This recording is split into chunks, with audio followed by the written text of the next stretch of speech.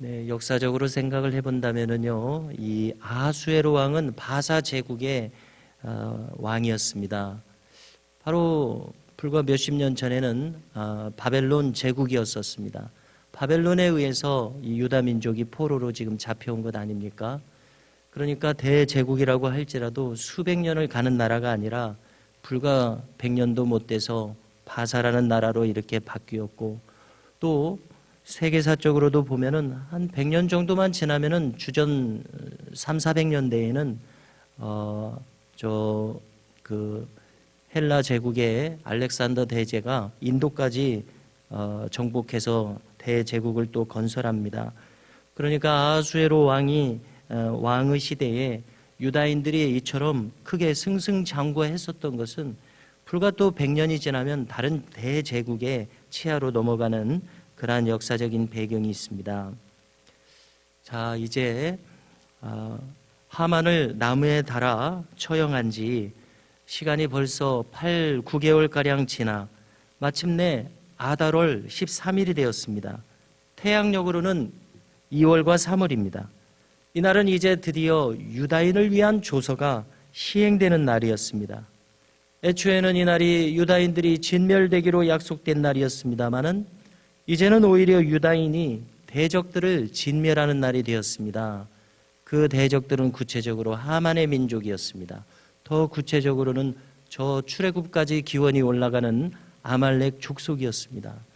아말렉 족속에 대해서는 이스라엘을 축복하는 자를 내가 축복하고 이스라엘을 저주하는 자를 내가 저주하리라, 이렇게 아브라함이야 유대 민족에게, 히브리 민족에게 하나님이 약속하신 것 아닙니까? 왜냐하면은 이스라엘 백성, 하나님 백성들은 곧 하나님을 대변하기 때문에 그렇습니다. 그래서 이 하나님의 백성들을 출애굽 당시에 괴롭혔던 아말렉 족속에 대해서 진멸하라는 명령을 이제 왕국을 세운 다음에 사울 왕에게 내렸었지 않습니까? 그래서 아각을 비롯한 아말렉을 진멸했어야 하는데 이 좋은 전리품을 취하고 또 아각 왕도 살려주는 이런 불순종을 사울이 범했었습니다. 그러나 이제 한 500년이 지나고 나서 이때에 이 아말렉을 진멸하는 이 하나님의 명령의 성취가 이루어지는 그런 날이 된 것입니다. 제국 각처에 있는 모든 민족들이 유다인들을 두려워했다고 기록하고 있습니다.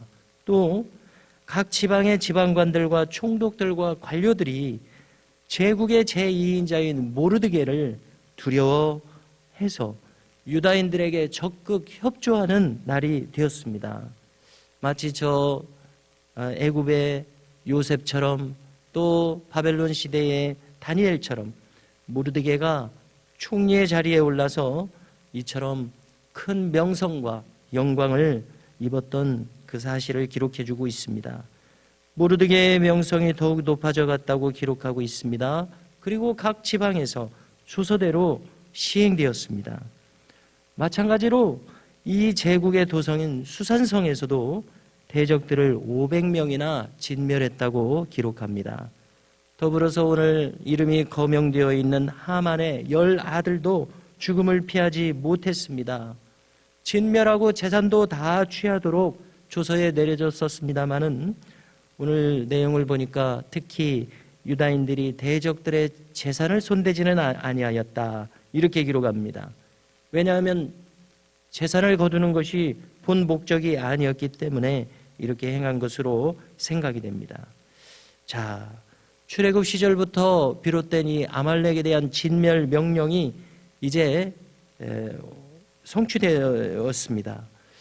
자, 그런데 오늘 내용을 보니까 500명을 죽였다, 300명을 죽였다, 또 7만 5천 명을 처단했다, 이런 내용이 나오고 있어서요. 그래서 우리는 가끔씩 성경에서 이처럼 한 민족을 진멸하라는 이러한 진멸 명령, 이러한 명령을 대할 때마다 문화적으로는 괴리감을 느끼지 않을 수 없습니다.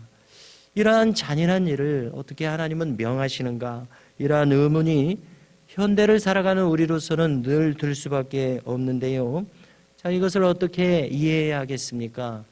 그래서 이 진멸 명령을 이해하는 한 가지 방법으로 떠오르는 것은 저 노아의 홍수 시대의 심판 같은 하나님의 이 심판 상황을 떠올리면 좀 이해가 될 것이다. 이렇게 생각이 됩니다. 자, 노아의 방주, 노아의 8식구 외에는 온 인류를 심판하도록 했습니다. 왜냐하면 죄악이 관영하기 때문에, 하나님을 알지 못하는 사람들이 대부분이기 때문에 이러한 심판 명령을 내렸었고요. 또 참고하기 위해서 저 소돔과 고모라의 심판을 생각해 보십시오. 의인 10사람을 찾지 못해서 그 한 도성을 불로써 심판하는 그러한 상황을 떠올려 보십시오. 그래서 진멸 명령도 이와 같은 관점에서 생각하면 조금 이해할 수 있지 않을까 이렇게 생각됩니다. 그래서 우리는 이 진멸 명령에서 종말론적 심판에 대한 그 모형을 잠시 엿보게 된다고 생각합니다. 즉, 이 진멸 명령을 내리는 상황과 시간을 저 최후의 심판 때의 시간으로 옮겨가 보면 좀 이해가 되지 않겠는가 이렇게 생각됩니다. 어차피 하나님 인간 편에서야 시간의 차이가 많이 있지만 영원하신 하나님 편에서는 어느 시점에서도 누구라도 심판하실 수 있다고 생각이 됩니다. 같은 기준에 의해서 말입니다. 자, 이렇게 해서 진멸 명령이 시행되었는데요. 이 일에 대해서 아수에로 왕이 다시 에스더에게 물었습니다. 그대의 바라는 소청이 무엇인가 들어주겠다고 묻습니다. 자, 이제 이 큰 일을 시행함에 있어서 어떻게 이 일을 마무리하기를 원하는가, 이러한 질문이라고 생각됩니다. 에스더가 어떻게 대답합니까? 하루를 더 주십시오. 그래서 저 하만의 10 아들을 나무에 매달게 하옵소서, 이렇게 청합니다. 허락해 줬습니다. 그래서 이튿날 이 하만의 10 아들을 나무에 매달고 또 500명 외에도 300명을 더 진멸하였다고 기록하고요. 제국 전체로는 7만 5천 명이 도륙되었습니다. 그리고 이날, 그리고 그 다음 날 유다인들은 기뻐하며 잔치를 벌이며 하루를 쉬었다, 이렇게 기록하고 있습니다. 이것이 오늘 본문의 내용인데요.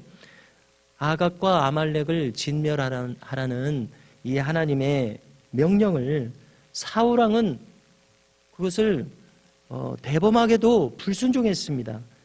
그리고 그것이 사울 왕을 버리시게 되는 그러한 원인이 되었었습니다. 이제 500년이 지나서 하나님을 경외하는 에스더 그리고 모르드게를 통해서 이 명령이 온전히 성취되었습니다. 이처럼 하나님의 뜻이 섰을 때에 그 뜻이 어떻게 성취되고 있습니까? 신실하게 하나님께 순종하는 사람들을 위해서 성취되고 있습니다. 또 오늘 이 내용을 통해서 완전히 진멸하도록 하셨는데요. 악은 전혀 허용해서는 안 된다는 그러한 교훈을 이 진멸 명령을 통해서 우리는 다시 새기게 된다고 생각합니다.